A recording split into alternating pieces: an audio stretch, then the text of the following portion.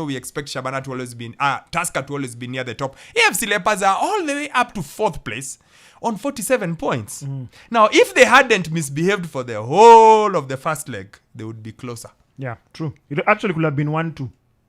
Yeah. If they didn't, because their first leg was terrible. But they seem to have fought their way, boxed their way. They're up to 4th. Bandari, who have drawn 4 and lost 1 of their last 5, are down to 5th. City Stars are having a really good season, though they've only gotten 2 points out of the last 9. They are on 47 points. And then Posta Rangers, who also had a really good start, if you remember. Yeah. They are down to 7th, which is maybe where they should be. Hapo si mbaya. Yeah, weather yao inafaa kuwa hapo. Kakamega Homeboys 8th, 1 win in the last 5. There are teams there with terrible forms. Bandari, no win in 5. City Stars, 2 wins in the last 5. Rangers, 2 wins in the last 5. Kakamega Homeboys, 1 win in the last 5. And then you come to Sharks, who've also really climbed up the ladder. They are now up to 9th after 3 wins in the last 5, even though they are currently losing. Then Bidco rock up the top 10. They wrap up the top 10. KCB are in 11th. Sure. Why? Yeah. They've been very... I don't know what has happened. They're like 4 seasons, the past 4 seasons. They've been very... There's a time KCB, they used to start the season with a motto. And then maybe finish up around mid-table there. Hey, but 11th. And because there's not a lot of money in football. Yeah. They are one of the better funded teams. Why shouldn't they be further up the table? Good question. They're 11th. Muranga still, of course, debutants. They are also wakobali. At least whether bado inakubali. Wako number 12. Yeah. Whether inakubali hapo. 9 wins, 9 draws, 12 defeats. Goal difference of -4. So well, hapo, not bad. Even Ulinzi Stars. Ulinzi Stars are down in 13th. Anthony Kimani.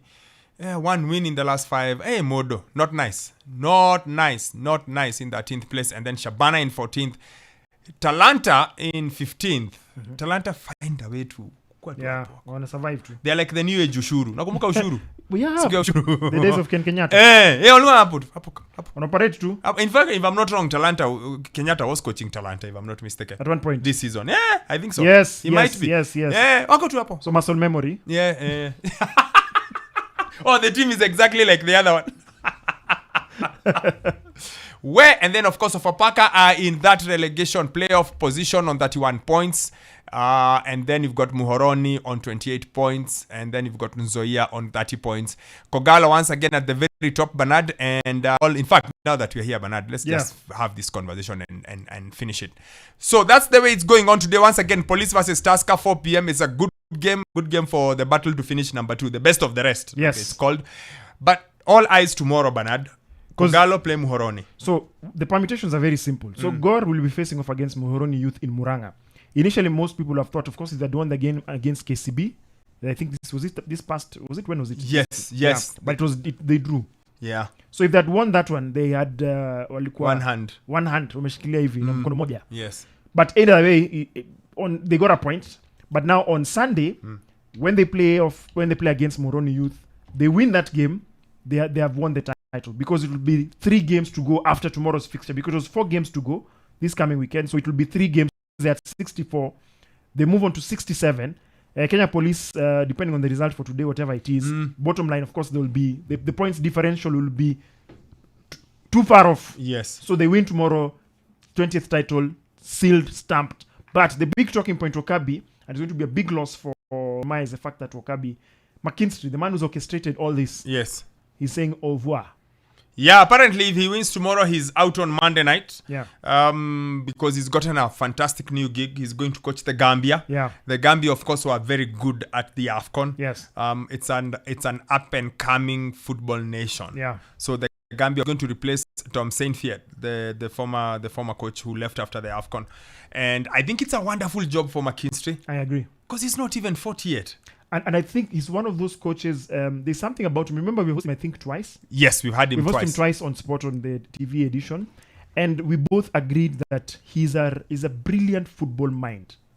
And allow me, as much as I should be, impartial, but the way he interrogates and he looks at a game he has a very brilliant football mind, and you can only get better. Yes. Because I remember in the beginning when first time we interviewed him, of course, they had challenges in terms of signing of players. But he said this is how the situation was, because everyone was saying, oh, things are bad, things are... It's like, listen, have been passing in terms of signing players. So we had to work with what we have. And despite all that, Wokabi, because it was a blessing in disguise, because you're able to uncover other players. They had their youth players playing for them, if I'm not wrong.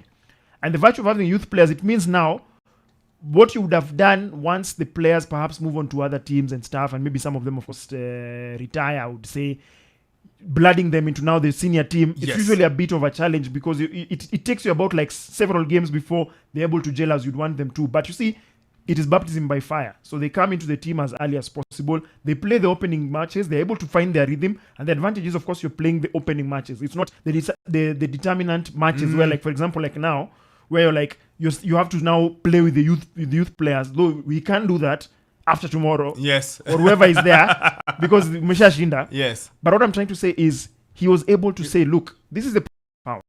Another coach will be like, starts complaining and saying, look, I'm not able to get the players that I want. He was still able to work with what he had. Yes. And yes, they've had their few, of course, speed bumps. How many losses this season? Kogalo have been very interesting this season. They've been on this incredible run where they don't lose many games. They've only lost twice. Yeah. They've only lost twice. Yeah.